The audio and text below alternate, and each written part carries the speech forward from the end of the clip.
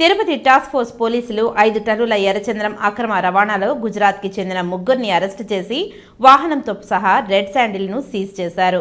గుజరాత్ రాష్ట్రంలో గోడౌన్ను గుర్తించి అక్కడ స్థానిక పోలీసుల సహకారంతో 3,50,00,000 రూపాయలు విలువ చేసే ఎర్రచందనంను సీజ్ చేశామని తిరుపతి ఎస్పీ తెలిపారు. రానున్న రోజుల్లో పూర్తిగా ఎర్రచందనం అక్రమ రవాణా అరికట్టే చర్యలు చేస్తున్నామని తెలిపారు.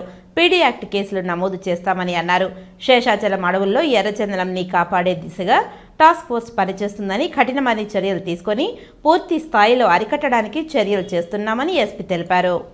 తిరుపతి జిల్లా రెడ్ శాండిల్ టాస్క్ ఫోర్స్ వారి ఆధ్వర్యంలో గుజరాత్లోని పటాన్ జిల్లాలో దాదాపు 5,005 టన్నుల రెడ్ శాండిల్ని ముగ్గురు పర్సన్స్ని అరెస్ట్ చేయడం జరిగింది. వాటిని సీజ్ చేసి ఇక్కడ రిమాండ్ చూపడం జరుగుతోంది. ఇందుకు ముఖ్యంగా అన్నమయ్య జిల్లాలో ఫస్ట్ ఇద్దరిని అరెస్ట్ చేయడం జరిగింది. ఆ కేసు ఫర్దర్ లీడ్ ప్రకారం further information forward backward linkages verify చేసినప్పుడు అక్కడ గోడౌన్ ఉందని తెలిసి గుజరాత్కి శ్రీనివాస్ మరియు బాలరెడ్డి మరియు మిగతా ఆఫీసర్స్ ఆధ్వర్యంలో టీం పంపించి గుజరాత్ పోలీస్ వారి యొక్క సహకారంతో ఇమీడియట్గా అక్కడున్న ఈ మెటీరియల్ మొత్తం అంతా దాదాపు 255 రెడ్ శాండిల్ లాగ్స్ని దాదాపు 5 tons and almost 3.5 crores value చేసే రెడ్ శాండిల్ని సీజ్ చేయడం జరిగింది.